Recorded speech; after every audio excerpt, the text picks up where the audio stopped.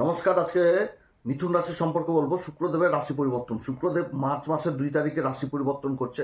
26শে March পর্যন্ত উচ্চ অবস্থায় থাকবে, যেটা হচ্ছে মীন রাশি। মীন রাশিতে তো শুক্র উচ্চ অবস্থায় থাকে। তো এই মীন রাশিটা পড়ছে কর্মের ঘর, অর্থাৎ কেন্দ্রে। তাহলে এইখানটাতে যে যোগটা তৈরি হচ্ছে সেটা কিন্তু হচ্ছে কি মালব্য নামক পঞ্চ মহাপুরুষ রাজ্য। তো কীরকম প্রভাব পড়বে মিথুন রাশির উপর? মিথুন রাশি কোন দিক থেকে লাভবান হতে যাচ্ছে, কোন দিক থেকে বিশেষ সাবধান, কোন বিশেষ উপাচার করবে, এগুলো সমস্ত কিছু আজকের ভিডিওতে তুলে ধরবো। তো যাই হোক, অনুষ্ঠানটি শুরু করার আগে সবার প্রথম বলি যেটা গ্রহের গোচর এবং চন্দ্ররাশি অনুসারেই বলা হচ্ছে। কারো কোনো রকম ব্যক্তিগত কুষ্টি ধরে আলোচনা নয়। যদি অনুষ্ঠানটি ভালো লাগে তাহলে লাইক শেয়ার কমেন্ট অবশ্যই করবেন, তার সাথে সাবস্ক্রাইব করবেন। তো মিথুন রাশির ক্ষেত্রে এখন যে বর্তমানে গ্রহের অবস্থান সেটা কিন্তু সব দিক থেকে ভালো, খুবই ভালো অবস্থান হতে যাচ্ছে মিথুন রাশির ক্ষেত্রে গ্রহের অবস্থান। কারণ রাশির উপর দেবগুরু বৃহস্পতি অবস্থান করছে, নিজের নক্ষত্র পুনর্বসু নক্ষত্র, এবং এই মার্চ মাসে আবার দেবগুরু বৃহস্পতি মার্গী হয়ে যাচ্ছে 11 তারিখে।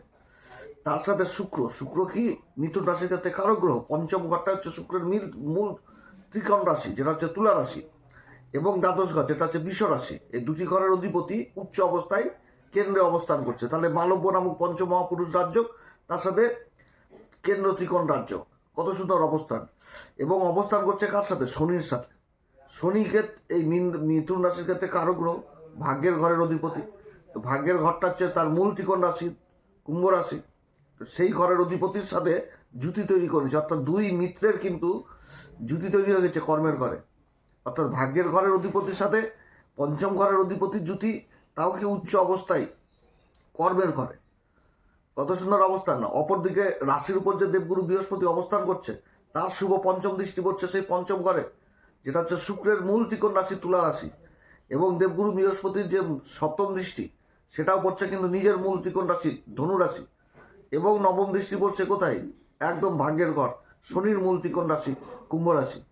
অর্থাৎ দেবগুরু বৃহস্পতির যে এই মারাত্মক অবস্থান এবং 3টি দৃষ্টি সম্পূর্ণ কিন্তু শুভ ফল দিবে এই সময়কালে। এবং তার সাথে শুক্রের উচ্চ অবস্থান এবং ভাগ্যের ঘরের অধিপতির সাথে পঞ্চম ঘরের অধিপতির জুতি কর্মের ঘরে উচ্চ অবস্থায়, হেভি, খুবই সুন্দর অবস্থান।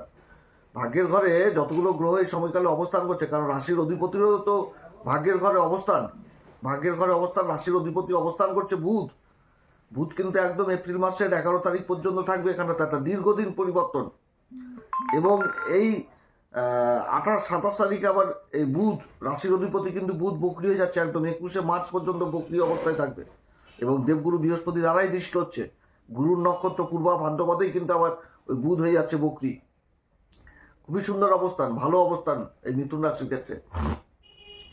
একটা ভালো পরিবেশ তৈরি হবে। হ্যাঁ, তবে কি যে ভাগ্যের ঘরে যে গ্রহণযোগ রয়েছে, কিছু দিক থেকে আবার সাবধানেও থাকতে হবে। এবং শুক্র শনির যে জুতি, এখানটাতেও কিছুটা সাবধানে থাকতে হবে। শুক্র যথেষ্ট এই সময়কালে সুখ ভোগ নিয়ে আসবে জীবনে, সুখ শান্তি, তারপরে কর্মক্ষেত্রে আকর্ষণ, কর্মক্ষেত্রে প্রতিভা, গুণ, কর্তব্য, দায়িত্ব, এগুলো সমস্ত কিছু উঠে আসছে এই সময়কালে। এটা তো হচ্ছে এক পার্ট বললাম। এবার আরেক পার্ট, সেটা কি? যে শুক্র আর শনি এই যে জুতিটা হচ্ছে, এটা কিন্তু মারাত্মক জুতি মিথুন রাশির ক্ষেত্রে। কারণ শনি হচ্ছে কি কারক গ্রহ, ভাগ্যের ঘরের অধিপতি হচ্ছে শনি, তার সাথে পঞ্চম ঘরের অধিপতির জুতি তৈরি হচ্ছে কর্মের ঘরে। এই যে জুতিটা তৈরি হচ্ছে শুক্র শনির জুতি, এই জুতির তো একটা বিশেষ প্রভাব থাকবে। কারণ দুটি কারক গ্রহ, শুক্রও কারক গ্রহ, শনিও কারক গ্রহ। শুক্র শনির যখন জুতি তৈরি হয়, তখন এই জুতিকে আমাদের লাল কিতাব বলে কি, যে এই জুতির প্রভাবে তৈরি হয়ে যায় একটা উচ্চ কেতু তৈরি হচ্ছে, যার চরিত্র, যার গুণ হবে শনির মতন পবিত্র। তো শনির মতন পবিত্র হবে, কারণ শনি তো ন্যায়াধীশ, কর্মফলদাতা, কর্মের বিচার করে শনি। শনি থেকে দায়িত্ব, কর্তব্য সমস্ত কিছু বোঝায়। এই শনি হচ্ছে এই মিথুন রাশির ক্ষেত্রে ভাগ্যের ঘরের অধিপতি। ভাগ্যের সঙ্গ, তাহলে এখানে দেখি ডবল ভাগ্যের সঙ্গ, কর্মক্ষেত্রে বিশেষভাবে উন্নতি। কিন্তু শনি মানে তো আমার কর্তব্য, দায়িত্ব, এগুলো তো বুঝায় কিনা। আর শনি যে নক্ষত্রে অবস্থান করছে সেটাও কিন্তু উত্তরা ভাদ্রপদ নক্ষত্র।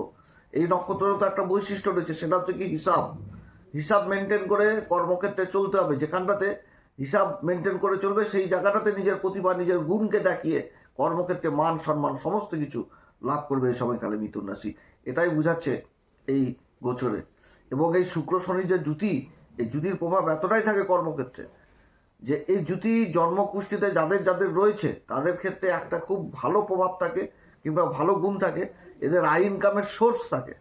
এরা যেই কর্মই করুক সেখান থেকে ইনকাম জিনিসটা নিয়ে আসতে পারবে, এবং অন্যের থেকে বেশি কামাই করতে পারবে, রোজগারের ইনকাম হোক বা যে কামাই হোক। এবার এই যে জুতিটা তৈরি হচ্ছে, এটা দশম ঘরে তৈরি হয়ে গেছে। তো দশম ঘর থেকে বড় বড় ইন্ডাস্ট্রিজ বোঝায়, যেখানে শয়ে শয়ে লোকজন কর্ম করে, সেই জায়গাগুলো কিন্তু দশম ঘর বোঝায়।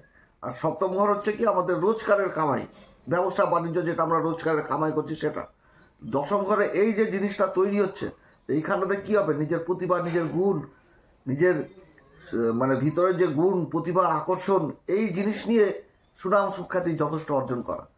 তো এই তো হয়ে গেল দ্বিতীয় পার্ট। এবার তৃতীয় পার্ট হচ্ছে কি, যে শুক্র যে নক্ষত্রগুলো পাচ্ছে, শুক্র 3টি নক্ষত্র পাচ্ছে, পূর্বা ভাদ্রপদ নক্ষত্র পাচ্ছে, তারপরে উত্তরা ভাদ্রপদ নক্ষত্র পাচ্ছে, তারপরে রেবতী নক্ষত্র পাচ্ছে।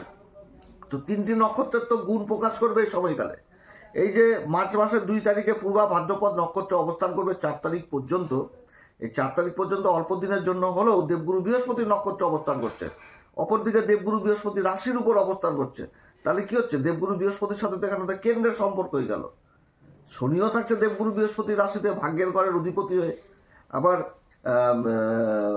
শুক্রও থাকছে। তো মিথুন রাশির ক্ষেত্রে দেবগুরু বৃহস্পতির অবস্থানটা একটা মারাত্মক অবস্থান, ভালো অবস্থান, কারণ দেবগুরু বৃহস্পতি হচ্ছে কর্মের ঘরের অধিপতি, প্লাস হচ্ছে সপ্তম ঘরের অধিপতি রাশির উপর অবস্থান করছে। তো এই যে অবস্থানটা, আর এই যে শুক্রের এই যে অবস্থান, শনির এই যে অবস্থান, এখানটাতে কি হবে, অল্প দিনের জন্য এই নক্ষত্র অবস্থান করা মানে কি, পূর্বা ভাদ্রপদ হচ্ছে তপস্যার নক্ষত্র। তারপর হচ্ছে এই নক্ষত্রের যে সিম্বল, এই সিম্বল রয়েছে 2টি সিম্বল, একটি হচ্ছে মুখোশ, আরেকটি হচ্ছে কি তলোয়ার, যেটা হচ্ছে রক্ষা হেতু ব্যবহার হয়। তো নিজের কর্মক্ষেত্রে বিশেষভাবে এই সময়কালে উন্নতি, এবং এই নক্ষত্র থেকে আবার তপস্যা জিনিসটাকেও বোঝাচ্ছে। অর্থাৎ জীবনে কর্মক্ষেত্রে যে আমরা রোজগারের তপস্যা করছি, সেই তপস্যায় যথেষ্ট সফল হয়ে যাওয়া, যেখানটাতে নিজের প্রতিভা, নিজের গুণের দ্বারা সেই জিনিসটাকে আদায় করা। গুরুর দেখানো পথেই তো তপস্যায়, যেখানটাতে নিজের প্রতিভা থাকবে, নিজের গুণ থাকবে, সেই জিনিসগুলো দিয়েই তো সেই তপস্যার ফল পাওয়া যায়। তো সেই জিনিসটা যে দীর্ঘকালীন কোনো কাজের সাথে হয়তো লেগেছিলাম, সেই কাজগুলোতে বিশেষভাবে নিজের গুণ, নিজের প্রতিভার দ্বারা, আকর্ষণের দ্বারা সেই জায়গাটাতে সফলতা পেয়ে যাওয়া এই পূর্বা ভাদ্রপদ নক্ষত্রে বোঝাচ্ছে। ভালো অবস্থান খুব। এই নক্ষত্রে থাকাকালীন যারা প্রশাসন বিভাগে রয়েছেন তাদের জন্য যথেষ্ট ভালো। তারপরে যারা কসমেটিকের কাজ হোক, যেমন পরিধান, যেটা মুখোশের কথা বললাম, মুখোশ বলতে কি আমাদের সারাদেহই তো সমস্ত কিছু মুখোশ, যা পরিধান করছে সবই তো মুখোশ। অর্থাৎ A to Z কর্মে, যে যেই কর্ম করুক সেই কর্মে এই সময়কালে লাভ পাবে, মোট কথাই মিথুন রাশি এই পূর্বা ভাদ্রপদ নক্ষত্র। এরপরে যে নক্ষত্রটা পাচ্ছে সেটা হচ্ছে উত্তরা ভাদ্রপদ নক্ষত্র। এইখানটাতে থাকবে হচ্ছে একদম 5 তারিখ থেকে 14ই মার্চ পর্যন্ত থাকবে।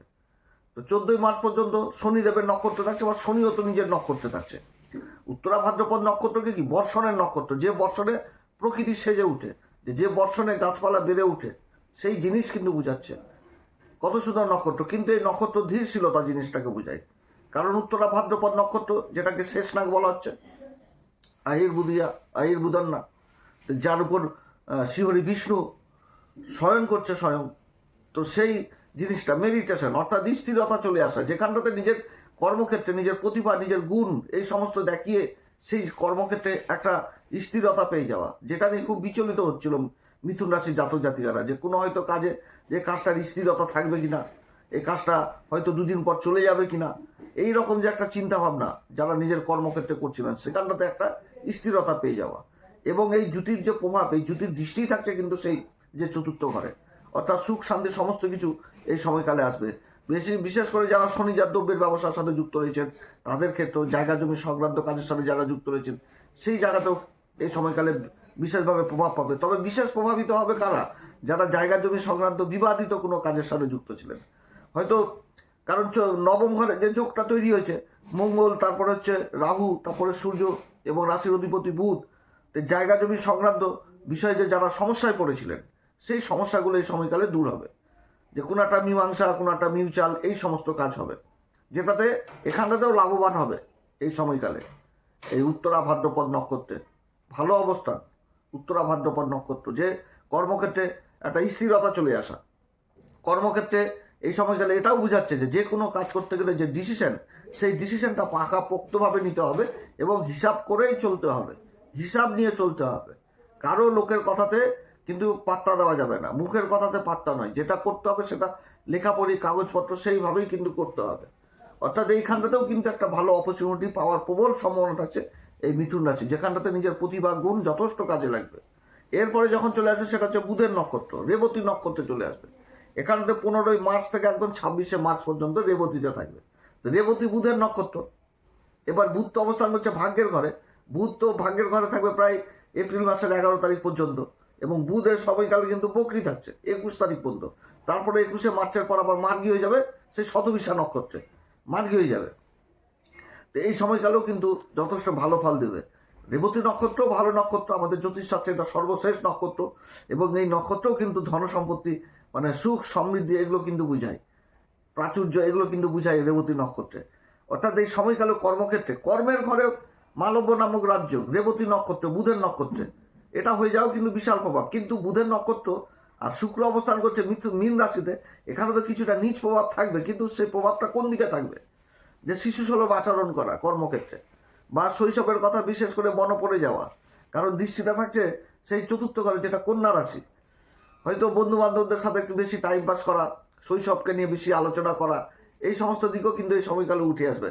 কিন্তু আলটিমেটলি কর্মক্ষেত্রে বিশেষ উন্নতি, সাজা গোজা কাজের সাথে যারা যুক্ত রয়েছেন, যারা কর্মক্ষেত্রে কসমেটিকের কাজের সাথে যুক্ত রয়েছেন, স্ত্রী বর্গীয় ব্যবসার সাথে যুক্ত রয়েছেন, যেরকম ফ্যাশন ডিজাইনার, বিউটিশিয়ান, যেরকম সুতির কাপড়ের ব্যবসা, রেডিমেড কাপড়ের ব্যবসা, তারপরে হচ্ছে সোশ্যাল মিডিয়াতে অ্যাক্টিভ রয়েছেন, কথাবাচক হিসাবে অ্যাক্টিভ রয়েছেন, লেখাপড়ির কাজের সাথে যুক্ত রয়েছেন, যারা সিনেমা টিনেমায় হয়তো পর্দার আড়ালে কিছু লিখছেন, উপন্যাস লিখছেন, সেই সমস্ত কাজ, যারা মার্কেটিং ফিল্ডে রয়েছেন, যারা অ্যাডভাইজার হিসাবে কাজ করছেন, ওকালতি করছেন, আর যে মানে সমস্ত রকম যেগুলো বাণিজ্য সংক্রান্ত কাজ হোক, ম্যানেজমেন্ট সংক্রান্ত কাজ হোক, রেভিনিউ ডিপার্টমেন্ট হোক, এমন কোনো কাজ নয়। কারণ এই সময়কালে সূর্য তো রাশি পরিবর্তন করে চলে আসবে কিনা, তো বহু রকম কাজের সুবিধা এবং প্রত্যেকটি কাজেই সফলতা থাকছে। তবে বিশেষ সাবধানও থাকতে হবে, কারণ গ্রহণযোগ থাকছে মঙ্গল, আর দিকে রাহুর এবং তার সাথে বুধের অবস্থান থাকছে। তো এখানেতে বুধ কি, বুধ হচ্ছে শুভ গ্রহ। তো শুভ গ্রহ বুধ যখনই এই পাপী গ্রহ বা যে গ্রহের সাথে অবস্থান করে সেই গ্রহকে মানে প্রভাবিত হয়ে যায় সেই গ্রহ দ্বারা। তো এই সময়কালে রাহুও থাকছে, মঙ্গলও থাকছে বুধের সাথে। অর্থাৎ এই সময়কালে নিজের ভ্রম জিনিসটা যথেষ্ট আবার কাজ করবে, অর্থাৎ উল্টাপাল্টা ডিসিশন এই সময়কালে কিন্তু নেওয়া যাবে না, এদিক থেকে সাবধান। এবং নিজের সুখের জন্য বাড়তি খরচ এই সময়কালে করা যাবে না, খরচাপাতির দিকে লাগাম ধরতে হবে। এগুলো দিক থেকে ভ্রম জিনিসটাও যথেষ্ট কাজ করবে এই সময়কালে। বন্ধু বান্ধবদের পাল্লায় বেশি পড়া যাবে না। এই দিক থেকে ঋণের দিক থেকে বিশেষ সাবধান এই সময়কালে। ঋণ নিয়ে কাজ করেও প্ল্যান মাফিক চলেও ভালো অবস্থান, কিন্তু ঋণ দিয়ে কাজ করলে সেই জায়গাটাতে অসুবিধায় পড়তে হবে। এই সময়কালে কোন উপাচার করবে? প্রত্যেকদিন হনুমান চল্লিশা, বজরংবাণ, শ্রীরাম সীতার প্রণাম মন্ত্র সহকারে পাঠ করবে, সূর্যদেবকে অর্ঘ্য দিবে, পিতামাতার আশীর্বাদ নেবে, গাই গরুকে সবুজ জাতীয় খাবার খেতে দিবে, কিন্নরদের কিছু সাহায্য করবে, 7 বছরের নিচের কন্যাদের বিশেষ করে স্নেহ করবে, ভগবতী মাকে লাল পুষ্প অর্পণ করবে, আতর জিনিসটা বেশি করে ব্যবহার করবে, মা ভগবতী মার বেদিতে অবশ্যই লাগাবে। শুক্রবার করে কোনো দেবী মার মন্দিরে যে আতর জিনিসটাকে যথেষ্ট বেদিতে লাগিয়ে আসবে, কিংবা মায়ের পায়ে লাগিয়ে আসবে, বিশেষ ভালো ফল পাওয়া যাবে।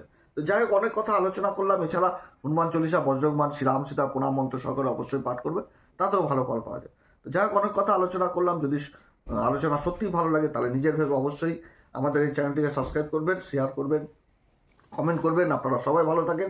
এরপরে আবার আসবো। নমস্কার, ধন্যবাদ।